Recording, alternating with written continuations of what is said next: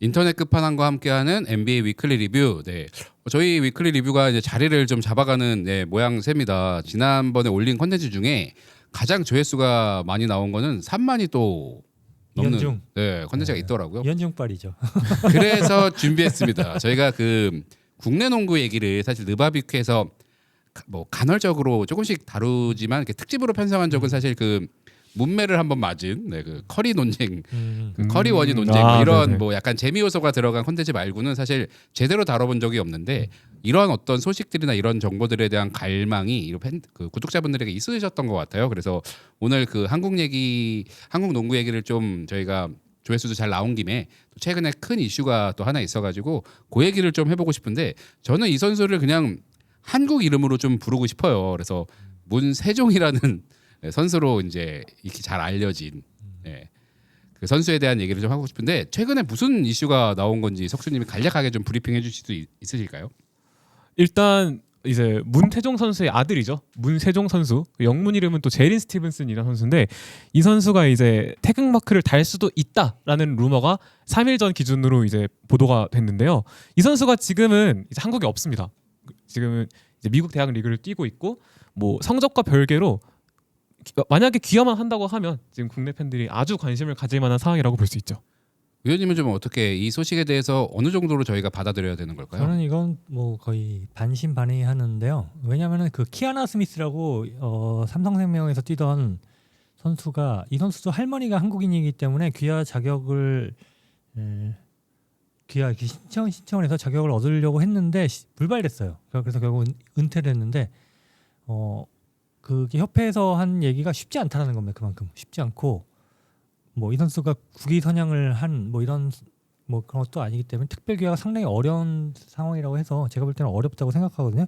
그러니까 이게 그때 안준호 감독이 국가대표 감독일 때 미국까지 날아가고 이랬을 때 또 뭐 특별 귀화 넣은 게 파이널 4에 진출을 했었거든요. 1학년 때 그거를 그 성적이 좋았던 거 그런 것을 넣으려고 했다고 하는데 아마 받아들여지지가 않을 가능성이 높습니다. 왜냐하면 이게 외교부 일이고 체육부에서 좀 관여를 해줘야 되는데 그러지 않을 가능성이 높고 우리나라 농구협회가 힘이 없기 때문에 쉽지 않을 겁니다. 예. 그러면 뭐 기아가 이제 되고 안 되고의 문제는 사실 좀 지나가봐야 아는 거니까 이 선수를 잘 모르는 또 사람들이 있잖아요. 그리고 실제로 영상 한번 뭐 찾아보셨을 분들이 꽤 많으니까 이 선수는 어떤 스타일의 선수인지 먼저 좀 말씀을 누가 먼저 이 하실까요? 선수는 그 우리나라 국가대표로서 2014년 인천 아시안 게임 금메달 땄던 문태종 선수의 아들이에요. 그러니까 문태영 선수의 조카죠. 예.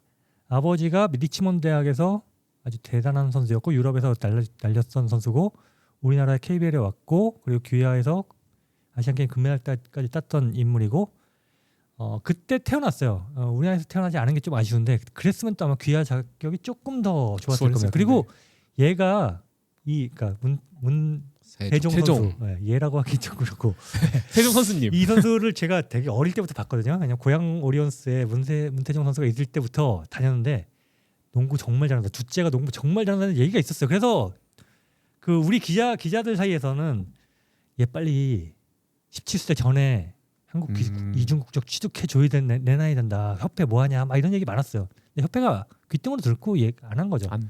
그때 했으면은 이런 건 아무 조건 없고요. 17세 이전이면은 이 선수가 외국인 선수 취급을 안 받아요. 그래서 귀한 선수 하나 또 데리고 올 수 있는 건데 그런 카드를 놓친 거죠. 굉장히 아쉽다고 생각하고요. 플레이 스타일은 아버지보다 신장이 더 좋습니다. 아버지보다 좋아서 공식 신장은 지금 2m 8cm인데 그 NBA 컴바인에 참가를 해서 남긴 기록은 맨발로 2m 3cm 나왔고요. 운동 능력이 그때 좀 뭐 안 좋은 편이라고 하는데 운동량이 지금 늘어나서 굉장히 좋고요. 팔도 길고 아버지 닮은 3점이 좋습니다. 근데 지금 기록으로는 좀 안 좋은데 폭발력이 있어요. 이게 그 파이널 4 올라갈 때 검증이 됐죠. 한 경기에서 5개를 넣으면서 팀이 지던 경기 클램슨과의 경기에서 지고 있다가 뒤집는데 이 선수가 나와서 활약한 게 굉장히 컸다라는 거. 그래서 그때 NBA 드래프트에 참가할 수 있는 상태가 된 거였죠. 굉장히 기대주라고 볼 수 있습니다.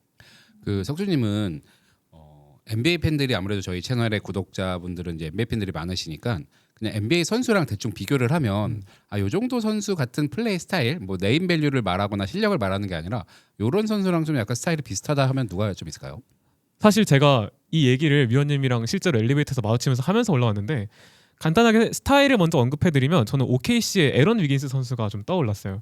팔 다리 길쭉길쭉하고 운동 능력이 좀 있고 무엇보다 공격의 시작점 역할을 하는 것보다는 동료와의 스크린 연계를 통해서 림 공격을 하는 게 인상적이었기 때문에 많이 이 선수가 익숙하지 않은 팬분들에게는 OKC의 에런 위긴스를 좀 떠올리시면 되지 않을까 생각이 듭니다. 에런 위긴스도 모르는 사람들 있잖아요. 그럴 때는 저희가 얼마 전에 했던 그 오클라호마 시티의 오마카세 농구편을 보시면 제가 그 말씀 드리려고 네, 했는데 네네. 어떤 선수인지 조금 유명한 선수로 스타일을 비교하면은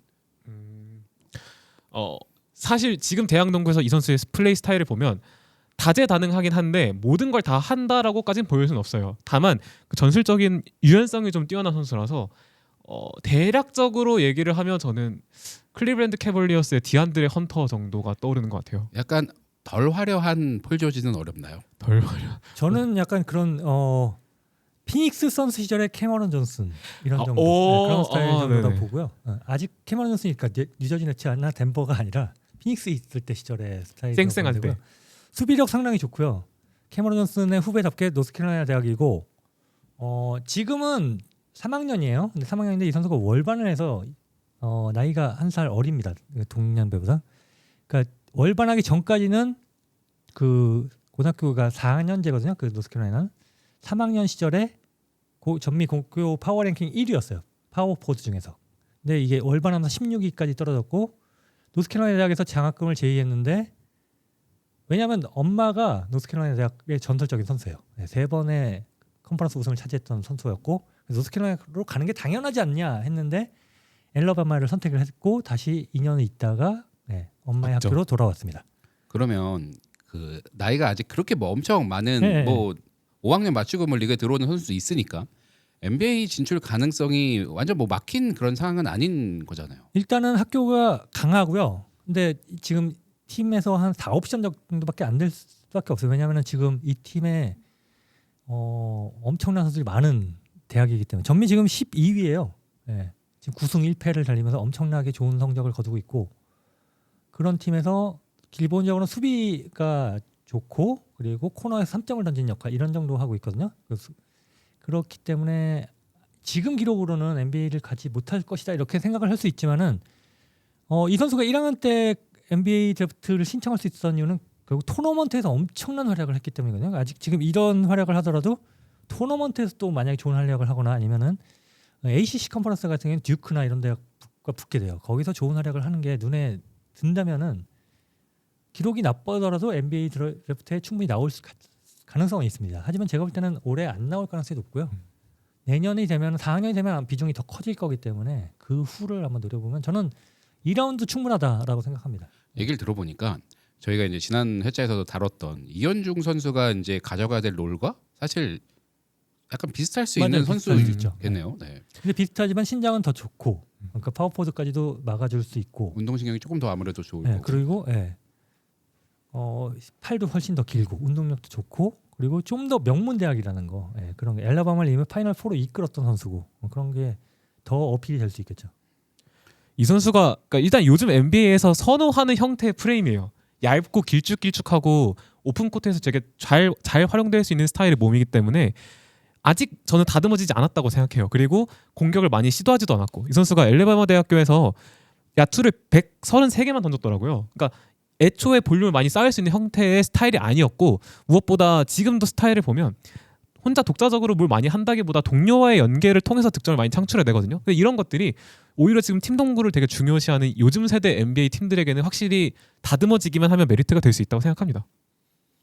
그리고 이건 막간용에서 좀 약간 번외 질문이긴 한데 문태종 선수가 뭐 한간에 그런 말들이 있었잖아요. 뭐 아버지니까 잠깐 얘기를 섞자면 전성기 때 만일 리그에 왔으면 초토화 시켰을 그런 어떤 수준의 레벨의 선수였다라고 들었던 적이 있거든요. 실제로 그 선수가 전성기 시절에 유럽 리그에서 어떤 수준이었나요? 위원님? 혹시 이거 위원님이 더 자세하게 말씀해 주실 것 같아서 먼저 얘기해요. 제가 사실 문태종 선수에 대해 자세히 몰라요. 왜냐하면 제가 농구를 아주 본격적으로 보기 시작했던 때는 사실 이 선수가 왕성하게 뛰고 있던 때가 아니어서 제가 이것 때문에 다른 기자분 한 분께 여쭤봤거든요. 그러니까 이제 이름은 못 밝히지만 기자분께 여쭤봤는데 이 선수가 전성기 기량을 나이를 들어서까지 유지를 했으면 KBL 안 왔을 것이다라고 생각하는 사람들이 그 당시 엄청 지배적이었다고 하더라고요. 네. 실제로 되게 나이가 많이 이제 든 상태에서 35세 왔죠. 그러니까 KBL의 올 레벨의 급이 선수가 아니었다 이런 얘기로 실제로 이 선수를 데리고 오고 싶어하는 팀들이 있었는데 데려오기 쉽지 않은 몸값이 워낙 비싸니까 못 데리고 오는 수준이었다 이렇게 보시면 될 것 같아요. 그 NBA에 진출하기에는 이제 그 롤적인 문제의 충돌 때문에 좀 어려워도 그 한 단계 밑에 리그나 이런 데서는 또 굉장히 좋은 퍼포먼스를 낼 수 있는 그 정도의 레벨의 선수라고.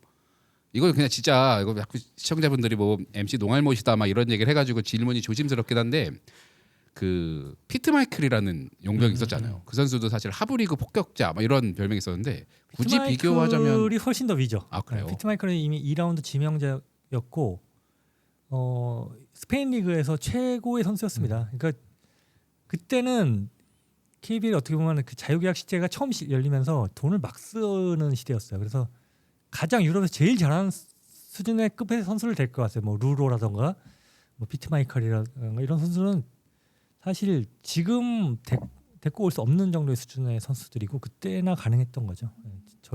문세정보다는 한 급 위였다. 피트마이클 같은 경우에는 제가 볼 때는 자신이 얘기하는 게 맞아요. 그러니까 NBA 가서 뛰라고 하면 뛸 수 있어요. 근데 자기가 벤치에서만 이렇게 남아 있거나 뭐 나인맨 이렇게밖에 못 뛴다면은 자기는 가깝지 않고 어차피 거기 유럽에서도 200~300만 불 받는데 굳이 NBA 갈 필요 없다라고 생각했다고 하거든요. 요즘 같은 대뎁스의 시대에서는 피트마이클 같은 선수들이 뛰었을 때 조금 더 롤을 많이 얻을 수는 있겠으나 그 당시엔 사실 포지션 나눠받기가 그렇죠. 쉽지 않은 네. 템포였으니까. 그리고 지금 같은 경우에는 매치업이라는 게 안 중요하잖아요. 그때는 신장이 사실 198cm의 스몰 포드라는 게 어떻게 보면 좀 단점이 될 수 있었거든요. 좀 아쉽죠. 알겠습니다. 다시 이제 좀 본론으로 돌아와서 혹시 덧붙일 저 네. 이 얘기랑 상관없는데 저는 피디님이 농구를 잘 모른다고 생각하지 않습니다. 얼마 전 영상에서 이제 그 얘기 하면 안 됩니다. 민망해가지고 웸비가 복귀를 할 거라고 이제 두 분은 몰랐기 때문에 네. 이제 사실 이제 홍대병처럼 말한 건데 그게 아니라 제가 이제 레이커스 팬이라는 걸 자꾸 밝히는 거 싫어하시는 분들도 있지만 레이커스랑 공교롭게도 그 전에 붙어가지고 제가 이제 그 경기를 맞아요. 풀로 다 보는 바람에 뎁스가 상당히 넓구나 깊구나 막 이래가지고 얘기를 했던 거고 다시 이제 본론으로 돌아오면 저희가 이제 그 최근에 찍었던 한국 농구 관련 그 내용이 황금 세대다 막 이런 얘기였잖아요. 황금 세대다.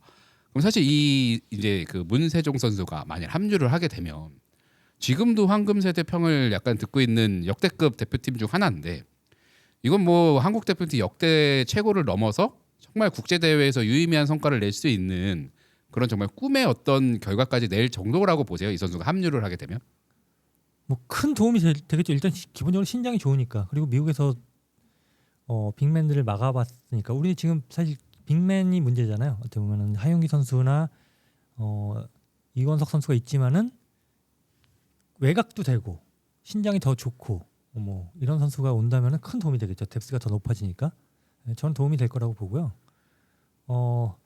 이 선수 외에도 지금 NCAA 한국 선수들이 몇 명이 더 있어요. 지금 보면 플로리다 대학에 뛰는 제비언 리 선수. 이 선수는 캐나다 국적인데 캐나다 청소년 대표로 이미 뛰었었고 한국에 올 가능성은 낮죠. NBA 갈 가능성도 이 선수 2라운드 정도에 갈 가능성이 높습니다. 플로리다 대학이 지난 시즌 우승팀이죠. 그리고 에어포스에 또 보면 킴이라는 선수가 하나 있더라고요. 이 선수가 한국 선수가 아닐까 했는데 결국 한국 선수더라고요. 그러니까 이 선수는 에어포스 그러니까 미국 공군사관학교이기 때문에 복무를 할 겁니다. 그래서 한국에 올 가능성은 낮다라고 보는데 이런 선수들이 활약을 하고 있다는 거 보면 한국 농구도 미국에서 충분히 통할 수 있다라는 생각이 드네요. 저변 확대와 인프라 구축을 좀 잘하면 사실 인재는 간헐적으로 좀 터지는 것 같긴 하거든요. 근데 그 시스템적인 부재가 한국 농구의 발전을 조금 가로막고 있는 게 아닐까. 지금 보면 KBL 보면은 지금 고등학교 졸업생들 들어와가지고 김건하, 양우혁 그리고 다 에디 다니엘 경기를 제가 며칠 전에 중계를 했거든요. 그 EASL이라고 일본 동아시아. 팀과 붙는데 일본 우승팀과 붙는데 일본 우승팀에서 B리그 2년 연속 MVP를 막는데 엄청 잘 막았습니다. 그걸 보면서 얘는 수비력이 벌써 이렇게 좋나 이런 생각이 들 정도로 굉장히 잘했거든요. 한국 농구 창창하다 이런 생각이 듭니다. 물론 이 선수를 키우는 게 협회 일인데 잘 했으면 좋겠습니다. 여담이지만 그 쇼츠가 저한테 떴거든요. 위원님이 중계하시는 그 어. 에디다니엘의 활약상. 그래가지고 보니까 그 어린 선수인데 파이팅이 되게 막 그 스크리너한테 걸려가지고 파울을 당했는데 혼자 코트에서 막 이렇게 하니까 원희가 다 와가지고 원희가 웬만하면 잘 안 이렇게 먼저 안 일으켜주는 성격 같은데 약간 인정해주는 느낌 뭐 그런 게 있어가지고 혹시 이거 뭐 비슷한 맥락이니까 이 다니엘 선수도 어쨌든 우리 한국 농구가 앞으로 주목해야 될 선수니까 혹시 석준님 그 선수에 대해서 어떻게 생각하세요? 한국에서 보기 힘든 기동력을 갖췄다고 생각해요. 사실 그러니까 자꾸 요즘 농구를 언급해서 죄송한데, 그러니까 요즘 농구라 함은 그래도 사이즈만큼 중요한 게 저는 기동성이라고 생각을 하고, 이 선수가 사실 프로 데뷔하기 전에 그 조던에서 주최한 이제 1대1 최강자 뽑는 프로그램에 나갔었잖아요.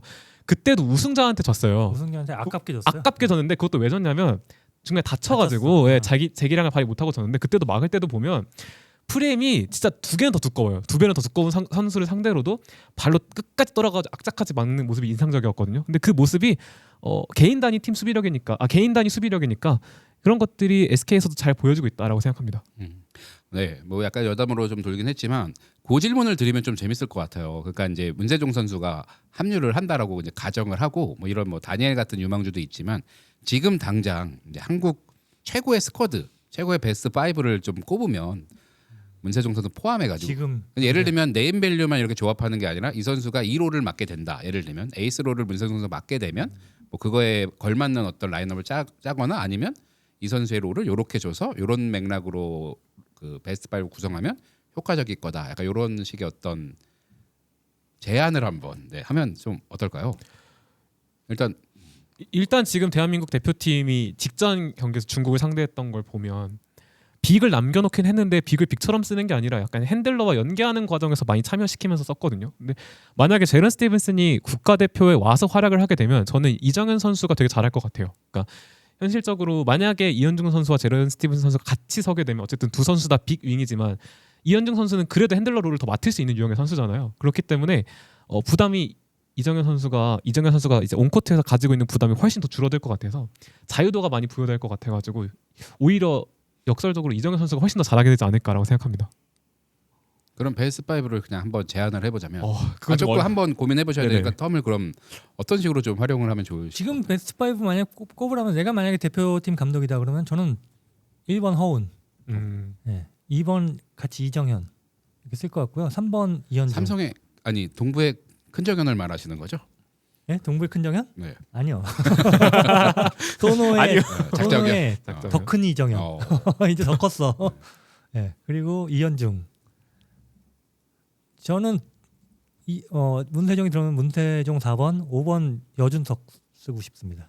그 여준석을 정통 빅이라고 하긴 조금 그렇. 전통 빅은 빅은 요즘 아니죠. 쓸 필요가 없죠. 네. 쓸 필요 없죠. 상대가 양한센이 출격하면 어떡하나요? 양한센 양한센 느리니까 더 좋지 뭐. 미스매치로. 중국산 넉키치. 네. 양한센은 내가 볼 때는 네. 문세종이 막아줄 수 있어. 그럼 거기까지 한번 가시죠. 위원님 워낙 이제 뭐 전문가시니까 핵심 식스맨으로 그러면은 약간 어떤 식으로 좀 서브 멤버들까지 한번 좀 그 빅으로 쓸 수 있는 거는 역시 하윤기 있어야 될 것 같고요. 변준영 있어야 될 것 같고 외곽 슈터들이 좀 필요한데 유기상 그리고 포인트 가드 백업 양준석 뭐 이런 애들 스트레치 뽑을 것 빅이 좀 필요하지 않을까요? 이승현 선수 같은. 이승현 선수는 반드시 또 필요하죠. 스트레치 빅이기도 하지만 수비에서 그렇게 버텨줄 수 있는 선수가 없어요. 이승현 선수 저는 자기가 안 뛰고 싶다고 해도 뛰고 만들고 싶을 정도로 약간 강압적인 감독님이 되실 것 같아요. 약간 그 저희가 어제 슬램덩크 특집을 했는데 공교롭게도 그때 안한수 감독님이 혹사 논란 뭐 이런 게 있잖아요. 약간 위원님도 약간 혹사 농구를 좀 혹사는 안 시킬 거예요. 한 20분은 뛰게 하고. 알겠습니다. 석진님도 한번 어차피 약간 재미로 하는 거니까. 네. 만약에 저한테 철저히 효율을 중심으로 짜라라고 했을 때 저는 이정현 1번, 그다음에 유기상 2번, 그다음에 여준석 선수, 이현중 선수, 마지막으로 제렌 스티븐슨을 써서 진짜 대한민국 대표팀이 제대로 된 5아웃을 써보는 걸 좀 보고 싶을 것 같아요. 저도 핵심 벤치 멤버로 허운 선수, 이승현 선수, 하윤기 선수 이렇게 선정했습니다. 근데 진짜 이제 면면들이 다 이제 신구 그 세대 교체가 이렇게 약간 되는 접점에 있어가지고 약간 멤버들이 화려하네요 정말. 우리나라는 뭐 세대 교체를 예전에 얘기했지만 이렇게 확 바꾸는 게 아니라 차근차근 바꾸는데 맞아요. 되게 천천히. 그게 잘 돼요. 또 항상 보면 그런 또 어린 선수들이 또 성장을 하고 올라오고 있기 때문에 저는 아시아에서는 비벼볼 만하다라는 거를 지난 중국전에서 보여줬다고 생각합니다. 예. 이게 개인적으로 항상 이제 농구랑 관련된 주제들을 특히 한국에서 얘기하면 가장 많이 사람들이 별로 불편하게 생각하는 게 그 선배 관련된 문화들, 베테랑을 되게 띄워주는 문화를 별로 안 좋아한다라고 저는 생각하는데 그런 것들이 오히려 저는 세대 교체를 할 때 더 장점으로 발휘가 되지 않나 싶어요. 약간 왜냐하면 이게 베테랑이 중심이 된다고 해서 절대 새롭게 떠오르는 세대를 외면받지 않거든요. 요즘 같은 세대는 뭐 베테랑이 짱이야라고 우기는 사람도 없고 이게 일부 사람들을 제외하고는 그렇기 때문에 오히려 약간 좀 베테랑들이 중심이 돼서 어린 세대들을 뒷받침해주는 이런 그림이 오히려 베테랑들을 존중하는 문화에서 저는 비롯이 된다고 생각하기 때문에 지금 한국은 느리지만 그래도 천천히 세대 교체를 잘 해갈 수 있다. 앞으로만 잘하면 저는 이렇게 생각합니다. 허를 찌르는 질문 드릴게요. 그래서 지금 뭐 이 선수들이 다 포함된 가용할 수 있는 모든 자원을 다 손에 쥔 한국 농구 대표팀은 아시아 몇 등입니까? 그리고 나머지 나라들도 자 베스트로 나온다라는 가정하에 베스트로 나오면 호주가 1등이고 뉴질랜드가 2등 후보라고 봐야 되겠죠. 네. 스티브 아담스. 스티븐 아담스도 그렇지만 뉴질랜드 자체가 워낙 탄탄하니까. 네. 근데 우리가 뉴질랜드를 예전부터 몇 번 이겨왔기 때문에 해볼 만한 상대라고 항상 여기더라고요. 네. 우리는 내가 볼 땐 4강권에 들 수만 있다. 네. 중동권이 최근에 많이 약해졌고 중동도 자꾸 이 외국인 선수 귀화시켜가지고 이렇게 하려고 그러는 경향이 있는데 우리 만약에 문태정 선수 온다 그러면은 네, 우리 4강 안에 충분히 들 수 있는. 그러면 2등도 노려볼 만한. 일본, 필리핀 뭐 이런 팀들보다도 일본 우리랑 해봤는데 일본 별로였잖아요. 네, 뭐 내가 볼 땐 하치무라가 온다고 해서 크게 낮을 것도 없고 충분히 해볼 만하다고 생각합니다. 딜런 하퍼가 필리핀 계통의 그런 선수더라고요. 딜런 아빠가? 네. 왜? 뭐 아빠가 미국인인데? 할머니 쪽인가? 아무튼 그 필리핀 선수 뭐 이렇게 배스를 뽑는 제가 외국 쇼츠를 본 적이 있는데 얼핏 걸려가지고 요거는 여러분들 그 정확한 데이터는 아니고 제가 이제 봤던 걸 얘기를 하는 필리핀 거죠. 혼혈이긴 합니다. 네, 혼혈이에요. 네, 딜런 하퍼가. 거짓은 제가 절대 말하지 않는 스타일이에요. 할머니가? 그러니까 어머니가 대학 코치신데 이제 외가 쪽 계열의 필리핀 사람이 있대요. 그러면 필리핀으로 인정이 되나? 저는 그건 모르겠는데요. 국적이 2개로 들어가지 않을까요? 그래서 필리핀 쪽에서 미국 쪽에서 워낙 뭐 네임밸류 그런 건 걔 누구야? 걔 뉴욕에 있는 애. 조던 조던 클락슨이랑 네. 비슷한 케이스구나.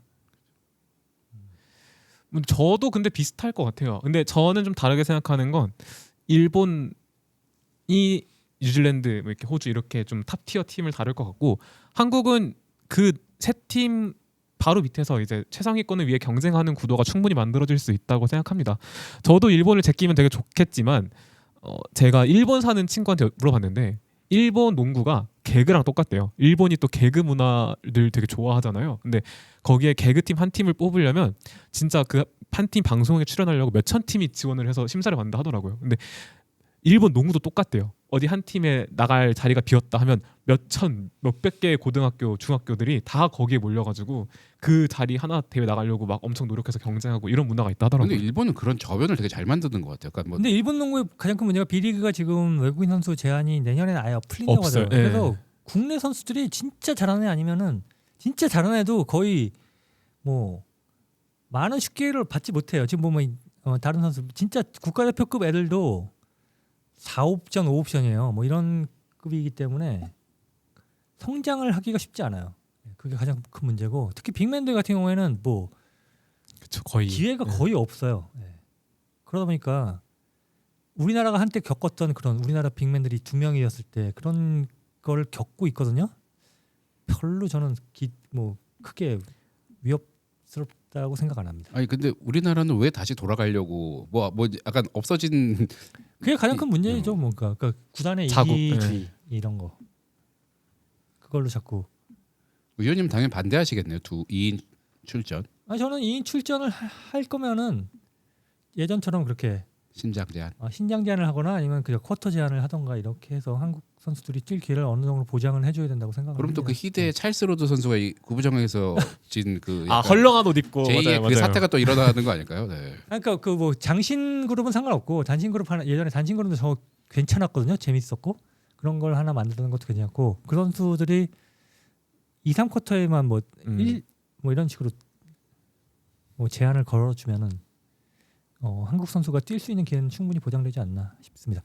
예전에 보니까 뭐 그런 얘기도 있었거든요. 뭐 3쿼터에는 한국 선수들만 뛰게 하자 이런 나는 그런 것도 찬성이라고 합니다. 해볼 거는 다 해봐야지는 된다. 근데 이게 그냥 라이트하게 보는 팬들은 약간 룰이 복잡해지면 복잡해질수록 약간 흥미가 좀 떨어지지 않을까 싶어가지고. 약간 짜친다고 생각하는 것 같아요. 그러니까 외국인 선수 규제도 그렇고. 그러니까 사실 말씀해주신 게 되게 정확한 게 그 줄다리기를 하는 거잖아요. 리그의 경쟁력을 올릴 거냐, 자국 선수들을 보호해서 성장시키는 이 방향으로 갈 거냐 사이에서 줄다리기를 하는 건데 저는 개인적으로는 사실 제한이 없는 게 가장 이상적인 그림이라고 생각하는데 지금 한국에는 전혀 어울리지 않는다가 제 생각이에요. 이건 어떨까요? 아예 셀러리 캡을 없애고 투자할 팀 투자하라고 해서 축구처럼 양강을 만들어서 골스 대 클리블랜드가 한창 했던 것처럼 KCC 같은 그 네임밸류 구단이 하나 더 있는 거예요. 그래서 이렇게 붙으면 그게 쉽지 않은 게 지금 진짜로. KBL의 이사회가 구단들이 찾거든요. 2팀 외에 8팀이 반대를 할 거잖아요. 안 통과되겠죠. 예. 알겠습니다. 잠깐 뭐 지나왔던 얘기여가지고 혹시 이 이제 다시 본론으로 돌아가서 문세종 선수에 대해서 준비했지만 못말한 게 있다면 네, 편하게 말씀해 주시면 될 것 같습니다. 만약에 이 선수가 NBA 드래프트가 된다면 실제로 드래프트 평가서에서도 보면은 2라운드 중반 내지는 후반대에 뽑힐 거라고 예상하시는 분들이 많더라고요. 아마 근데 저는 제 개인적인 예상으로는 뽑혀도 이 선수가 막 엄청 메인 롤을 맡을 것 같지는 않다는 게 제 생각인 게 지금 대학 리그에서도 플레이 스타일을 보면 어쨌든 아까 말씀드렸듯이 핸들러에 가까운 롤을 맡지 않거든요. 그래서 오히려 만약에 한국으로 기화가 된다면 한국에 더 잘 맞을 것 같아요. 그러니까 외국인 선수 역할을 맡겠지만 자기 주도적인 선수와 역할을 맡지 않았다는 점에서 오히려 팀 농구가 좀 더 익숙한 한국에 잘 맞지 않을까라고 생각합니다. 알겠습니다. 의원님도 혹시 이 선수 플레이 고등학교 때 플레이가 보고 싶으면은 저기 하승진 유튜브에 가면요 전태풍 선수랑 두 맞아요. 선수가 그때 통화하고. 고등학교, 예, 플레이 보는 거 나오거든요. 고등학교 때 얼마나 잘했는 걸 알 수 있고요. 뭐 전태풍이랑 하승진 선수가 극찬을 하죠. 예, 그런 선수고 이번 시즌 성적이 6.5득점 4.1 리바운드예요. 예, 이런 것만 보면 NBA 못 가겠지만 일반 NBA 팬들 그렇게 얘기할 거예요. 근데 대학 농구를 보는 팬들은 그렇게 얘기 안 할 겁니다. 하죠. 노스캐롤라이나라는 대학에서 6.5득점을 올렸다. 예를 들어서 테오 핀슨이라는 선수 아시죠? 네. 댈러스에서 댈러스에서 뛰었으니까 뛰었어요. 뉴욕에서 뛰었었고 그 선수가 3학년 때 평균 득점 6.1점이었어요. 예. 그 선수보다 잘하고 있고 6점대 선수가 노스캐롤라이나에서는 NBA를 보낼 수 있는 대학이다. 예. 그렇기 때문에 저는 충분히 갈 수 있다라고 생각을 합니다. 그래서 오늘 특별히 또 옷을 입고 오신 건가요? 그렇죠. 옷에 굉장히 신경 쓰시는 스타일이셔가지고 네, 알겠습니다. 또 그 대학 리그는 쿼터도 물론 시간대가 다르긴 하지만 2개고 공격을 창출하는 그 유연함이 되게 빡빡해요 여기는. 그래서 6.5점이면 사실 거기에 보정치를 더 해줘야 되고 특히 노스캐롤라이나 같은 강팀 대학교 같은 경우는 다른 팀이 다 그걸 노리고 준비를 해오는 대학이잖아요. 그러니까 변수가 별로 없는 상태에서 경기를 치르는데 이 정도 성적을 거둔단 말이에요. 그래서 저는 이 선수가 만약에 프로를 가게 되면 훨씬 더 잘할 거다라고 생각합니다. 알겠습니다. 네, 오늘 어떻게 보면은 이제 재미난 이슈가 하나 나와가지고 그 얘기를 이제 해봤는데 사실 저희가 지난 회차에서 한국농구 이제 황금기를 맞이했다 이런 얘기를 하는데 사실 역사적으로 어떤 나라의 어떤 그 흥했던 시기를 살펴보면 그 전성기 그 황금기에도 가장 황금이었던 순간은 또 있기 마련이잖아요. 그래서 한국농구는 지금 이제 그 정말 노른자 중에 노른자로 가고 있는 과정이니까 요소요소마다 좋은 자원들을 잘 확보해가지고 정말 최고의 전력을 갖추고 사고 한번 치는 그런 날이 왔으면 하는 바람을 마지막으로 네, 이번 저희 문세종 선수의 특별기화 특집 이야기는 이렇게 마무리하도록 하겠습니다.